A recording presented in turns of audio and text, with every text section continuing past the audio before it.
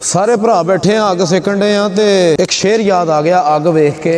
पंजाबी दे शायर ने altaf साहब, उन्हां दा शेर है के altaf किसे मिसमा छोड़ी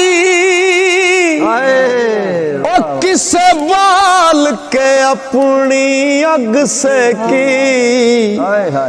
किसे सेकी नाल फिरावां दे